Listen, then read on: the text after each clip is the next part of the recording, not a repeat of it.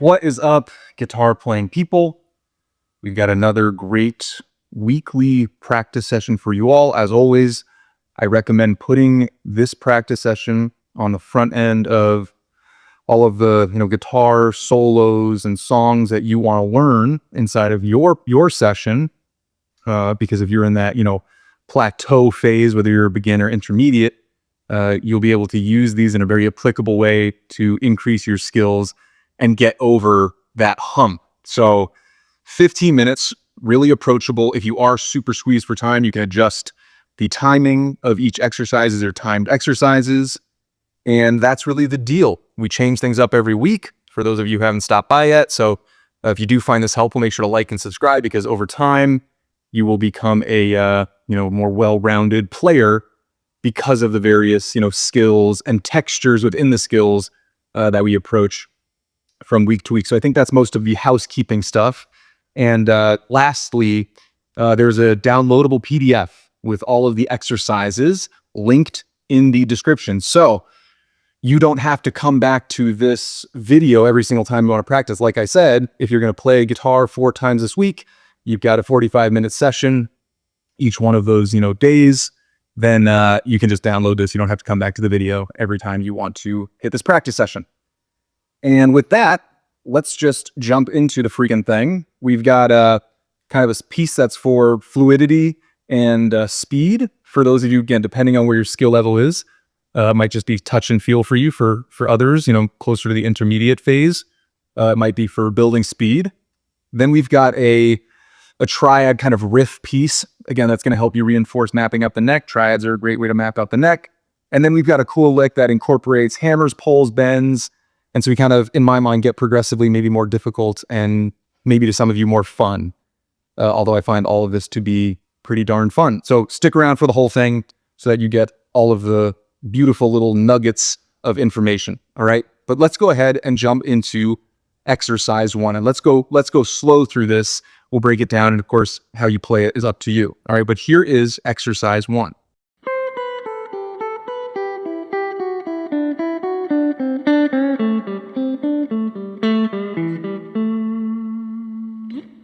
Sounds maybe a little bit clunky at first because we're just trying to get the pattern down. But over time, again, you might pick up the pace, play it a little bit faster, try to add some elements to it to make it sound a little bit more fluid. And so that's your own journey with this exercise. But again,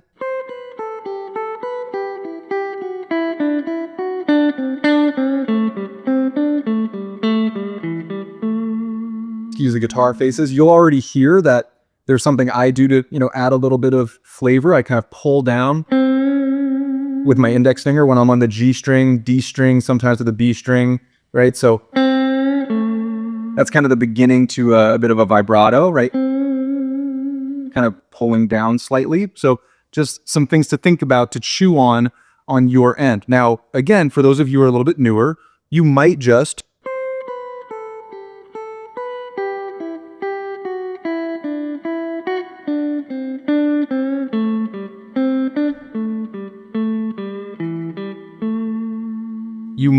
go through it really slowly, or make sure you're playing each note in a really clean and clear way. For those of you who are a little further along, you might be putting on a metronome, which I always suggest, if you do feel comfortable with something, put on a metronome and put it at a speed that makes you push a little bit, but not so much that you're making errors. And of course, if you are going to try to play faster, remember, you have to be light with your picking and fretting hand. So you want it to almost like it's not going to ring out. You can adjust, your volume on your guitar, on your amp, things like that.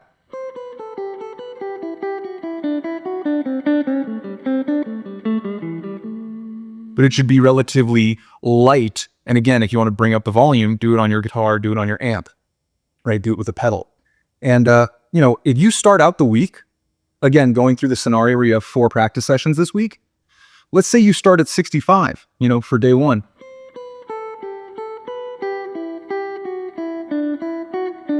Right? You start there. Well, maybe in the next session, you're feeling so good that you jump all the way to 75.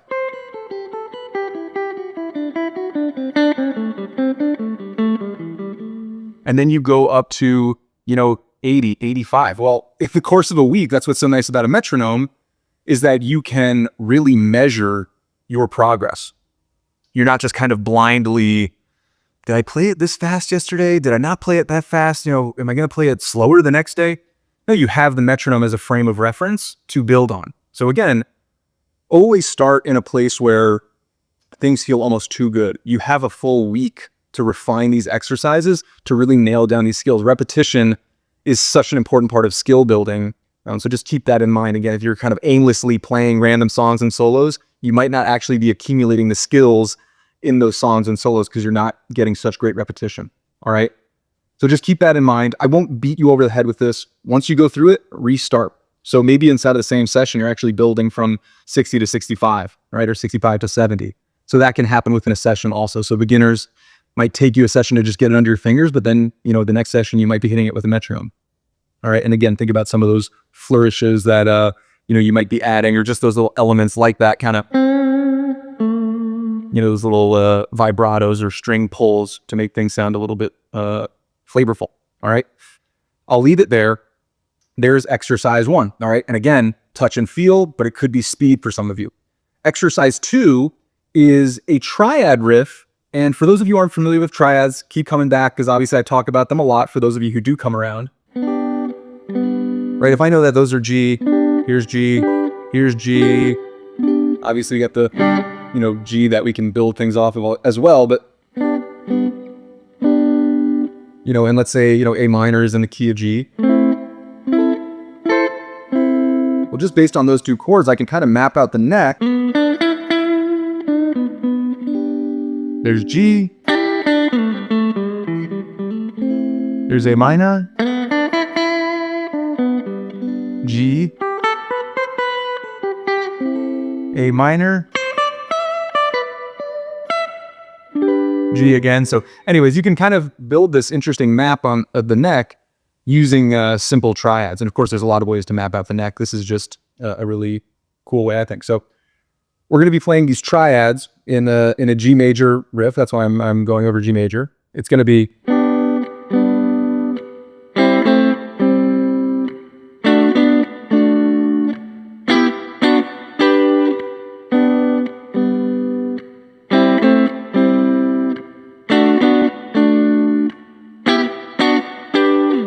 and then you restart, you just go over and over.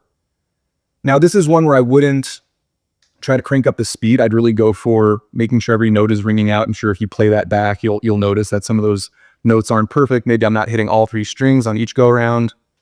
That's why the repetition is so important. Just like I said on the last one, repeat, repeat, repeat. And by the time you're done with 5 minutes, you know, wow, you're going to be in a great place. And that touch and feel is going to be, you know, on a different level. All right. And again, as always, if you're pressed for time, bring the timing of each exercise down to, you know, 2.5 minutes, 3 minutes, if you don't have 5 minutes per exercise. All right. So just a little theory here. We're playing G. All right. So basically it's off of the chord progression G, A minor, oh, excuse me, sorry, G, C, D, G. Right, so 1, 4, 5, G, 1 in the key of, you know, G. 1, 2, 3, 4, 5. G.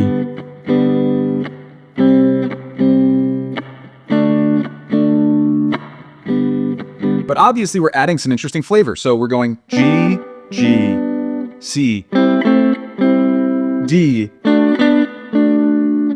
And we're, to get to G, which is a fun thing you can do with triads, we're going E minor, B minor, G, right? But it's acting as a transition, right? Those chords are transition chords in back to that G. All right, so G, G. Now we have C here, but if you look at this, this is also an A minor triad, but to bring in again a little bit of theory, and this doesn't need to be something you grasp right this second. Look at the, you know, C major scale, 1, 2, 3, 4, 5, 6. That's the top note on this triad shape.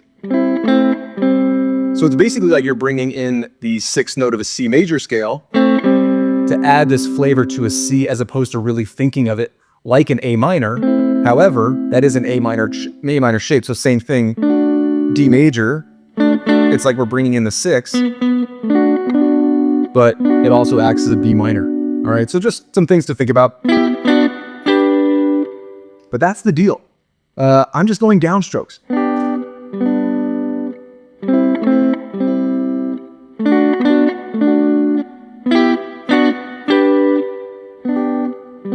All right, make sure they're ringing out. Again, start with no metronome. That's totally fine.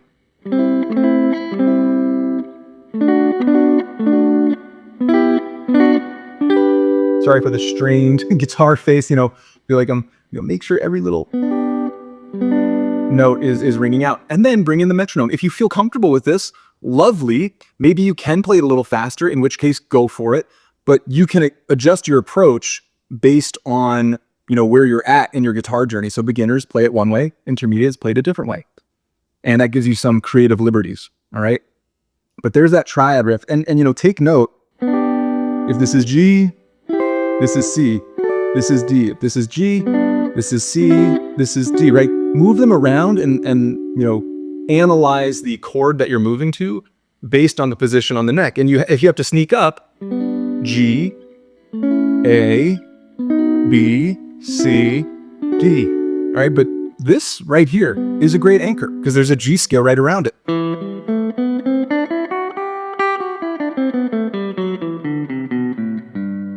Okay, and of course it connects to this, which might be a triad you want to play if you're playing with a friend who's playing, a keyboard and he's playing higher up, higher register keys. All right, so things you can do to map out the neck, but also figure out a way to jam with others and sound good with a band. All right, so that's exercise 2. So now you got 10 minutes under your belt. You should be feeling good at this point. You should be feeling warmed up, picking hands getting a little looser, fretting hands getting a little looser. You're, syncing up with your instrument. I always say, like, that's a great thing about practice that gets overlooked, is you're syncing up. So you don't have to worry about some of these skills. If you're playing, Sultans of Swing, which has this great triad riff, you're not thinking about your accuracy. You're just able to look at, either the tabs or the music, and you're able to just jump right in. You don't have to think about like, oh man, I'm really rigid right now, or gosh, the positions don't feel right. You know what I'm saying? So anyways, there's that. Exercise 3 is this major lick. We are based on a C major scale, and it goes like this.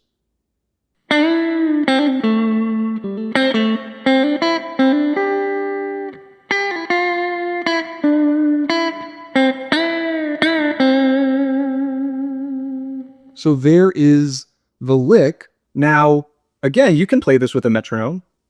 You can play either a C major backing track, or you can play an A minor backing track, right? Relative major and minor scales. All right, so that's just something to keep in mind. You can mess around with this. However, the rhythm of the lick might change depending on the backing track you're using, right? So you might have to break it up into sections. Oops, excuse me. Right, that might just be all you're playing if you're playing with the backing track for a second. Right, you might just hit that as its own kind of individual section. So just keep that in mind, and then you might bring in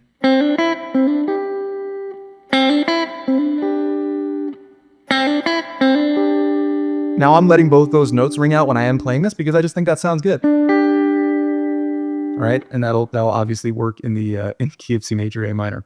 But let's go through this again before we start jumping too deep into that. Make sure you have the lick down, and then if you want to break it into parts, remember you can put it against a C major backing track or an A minor and fiddle around. Okay, so let's just go over this one more time.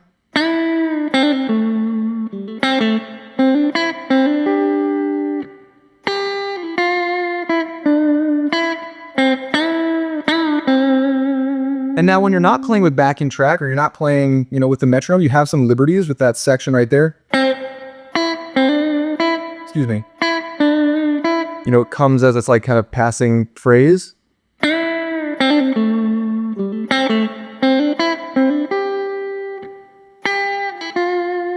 then you have this section right here. And you can mess with the timing. I played it 2 different ways. All right, it's the same notes, different beat here, different pause there. That's up to you. All right, now I don't have I'm not a professional tab maker. I don't have a great tab software, If you want to give me one in the comments, you're more than welcome to. But that last section, the reason you see bend to 9 and bend to 7, because we are bending back down. All right, so that's why you see that, and I'm looking down because the tabs are down here. Bend to 9, bend back to 7, bend to 9, bend back to 7. That's the reason why, because you are having this bend up, but you're also bending it down. All right, but again, I'm using this tab software. I'm not notating gradual bends and things like that, so just hear it out first. Let's do this one final time, and then you'll be on your own.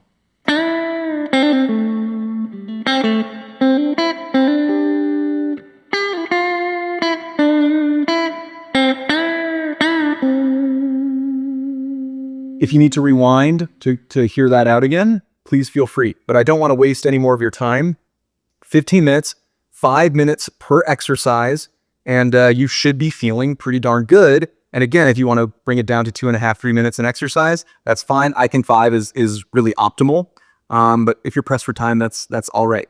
Okay, so again, if you did like this, remember we're going to be switching up the exercises and the focuses in all subsequent weeks. So if you found it helpful, like and subscribe. That's obviously helpful for me. And of course, if there are some skills you want to work on, you're absolutely welcome to leave them in the comments, because that'll be helpful for all of us. If you're concerned about a skill and you want to work on it, I'm sure there are dozens, hundreds, thousands of people who also want to work on those skills. So leave that in the comments and download the PDF. Okay, my friends, have fun. Happy guitar playing to you all. And I will see you on the next one. Peace.